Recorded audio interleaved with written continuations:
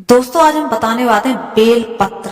Bell पत्र जो होता है उसको क्यों चढ़ाते हैं, क्या उसका महत्व है वैज्ञानिक दृष्टि से और हमारे पुराणों की ओर से, क्या किसने कहा है और क्यों चढ़ाई जाती है, इसके बारे में पूरी जानकारी आज हम बताएंगे। इससे पहले जान लेते हैं कि सावन में कितने सोमवार है, से शुरू हो रहा है सावन और कब होगा खत्म और इसका पूजा विधि क्या है। उसके बाद हम आपको बताएंगे बेल पत्र का महत्व पूरे विस्तार से और क्या ही उसके फायदे हैं और घर में कैसे वो धन धान्य लेके आते। तो दोस्तों चलिए वीडियो करते हैं शुरू। चैनल पर हम नए कर लीजिए सब्सक्राइब। हिंदू धर्म में सावन को भगवान शिव की आराधना के लिए अत्यंत शुभ और प्रिय महीना। इस महीने में भक्त शिव जी की पूजा और भक्ति में लगे। वही सावन के सोमवार को व्रत रखने और पूजा करने से विशेष लाभ भी मिलता है। ऐसा माना जाता है कि माता पार्वती ने भी शिव जी को पाने के लिए ऐसा व्रत किया था, इसलिए इस दिन व्रत करने से अच्छा जीवन साथी मिलता है। इस व्रत जीवन में सुख शांति, संतान का सुख और धन समृद्धि की प्राप्त होती है। दोस्तों अब बात करते हैं इस बार इतने सावन के सोमवार है कितने। पंचांग के अनुसार साल 2025 में सावन का महीना जो है 11 तारीख से शुरू हो जाएगा। 11 ही तारीख को हम गुरु पूर्णिमा मनाएंगे। 10 या 11 को, मतलब 11 को हमारा जो है उदय तिथि है, तो 11 तारीख को मना रहे हैं। तो और उसी दिन से हमारे सावन शुरू हो जाएंगे। इससे पहले 10 जुलाई को आषाढ़ पूर्णिमा है, जो 10 जुलाई की रात में 1:36 से शुरू होकर 11 जुलाई को रात 2:06 रहेगी। वहीं अगर सावन के महीने की समाप्ति की बात करें तो आपको 9 अगस्त को सावन का महीना समाप्त होगा। 11 जुलाई से 9 अगस्त तक हमारे सावन चलेंगे। 14 जुलाई को पहला सोमवार, 21 जुलाई को दूसरा सोमवार और 28 जुलाई को तीसरा सोमवार और लास्ट सोमवार हमारा पड़ेगा 4 अगस्त के महीने में 4 तारीख को। तो दोस्तों अब बात कर लेते हैं पूजा विधि।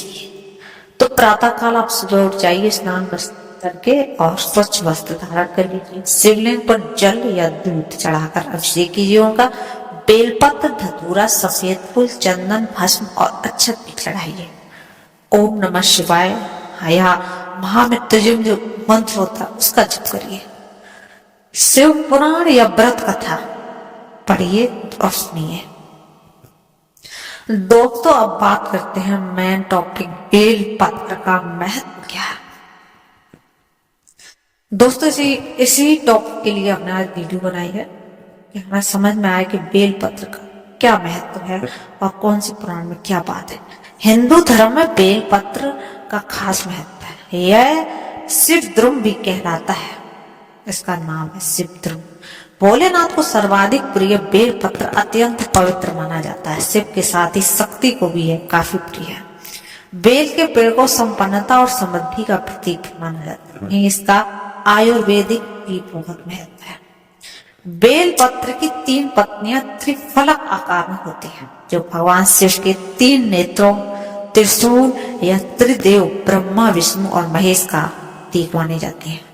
इसके अलावा यह सत्व, रज और तम गुणों को भी दिखाती हैं, जिनका अर्पण भक्त के अहंकार और सांसारिक बंधनों से मुक्ति का दोस्तों प्रतीक है। इस बेल पत्र के महत्व का वर्णन बिल्वाष्टकम में मिलता है। त्रिदलम त्रिगुणाकारम त्रिनेत्रम च त्रिधायुतम त्रिजन्म पाप संहारम एक बिल्व पत्रम शिवार्पणम। यह 3 गणों से युक्त होने के कारण भगवान शिव को प्रिय है।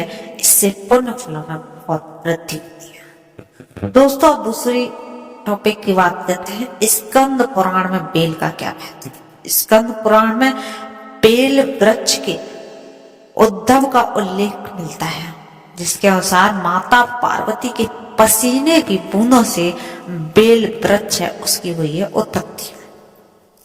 धार्मिक कथा है जो उसके अनुसार एक बार माता पार्वती मंदराचल पर्वत पर तपस्या कर रही थी, तभी उनके मस्तक के पसीने की बूंदें गिरी, जिससे बेल का पेड़ उत्पन्न हुआ।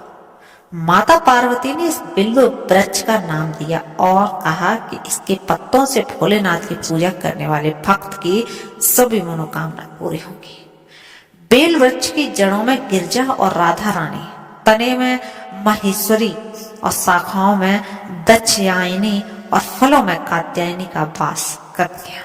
यही नहीं, बेल वृक्ष के कांटों में भी कई शक्तियां वास करती हैं। अब सवाल यह है कि भोलेनाथ को बेल पत्र इतना प्रिय क्यों है? तो जवाब है कि बेल पत्र की शीतलता और शुद्धता भगवान शिव की रौद्र प्रकृति को शांत करती है। इससे त्रिफलक पत्ते शिव के त्रिनेत्र और त्रिशूल का प्रतीक होने के साथ साथ भक्त की भक्ति और समर्पण को भी दोस्तों दिखाते हैं।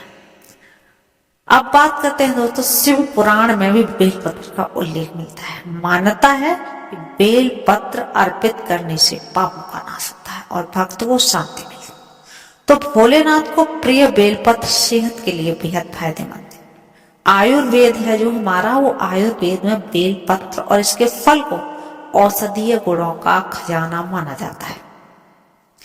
बेल के पत्तों और फल में vitamin C, vitamin A, calcium, potassium और फाइबर जैसे पोषक तत्व पाए जाते हैं। यह वात, पित्त और कफ तीनों दोषों को ठीक भी करता है।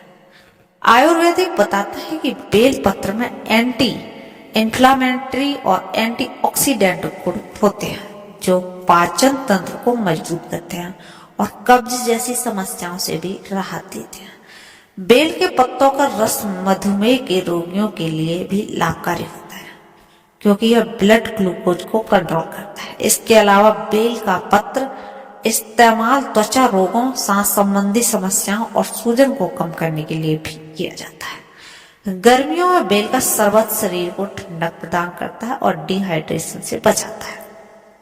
अगर आप बेल का पाउडर अपने घर में रखते हैं और किसी को लूज मोशन होते हैं तब भी आप बेल का अगर पाउडर 1 चम्मच जो है उपयोग करते हो तो काफी फायदा मिलता है और तुरंत ही आपको आराम जाता है। अब दोस्तों, ये थी बेल के बारे में जानकारी। कैसी लगी आपको और कमेंट करके अवश्य बताएं। अब बात करते हैं कांवड़ यात्रा की जो तैयारी है वो भी अब शुरू हो गई है। सावन माह में शुरू होने वाली कांवड़ यात्रा को लेकर पुलिस और प्रशासन ने भी तैयारी तेज से कर दी है। कानून व्यवस्था बनाए रखने के लिए भी अधिकारियों को स्पष्ट निर्देश दिए गए हैं। डीजे संचालक हैं, उनके साथ बैठक कर उन्हें शासन के आदेशों से अवगत कराया गया है।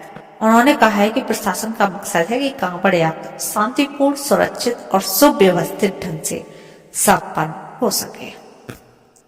तो दोस्तों, आप भी उनकी तैयारी में अवश्य भागीदार बने और अपनी कांवड़ यात्रा को सफल। मिलते हैं अगली वीडियो में। तब तक चैनल पर नए हो, फेस्टिवल अपडेट चाहते हो कर लो सब्सक्राइब।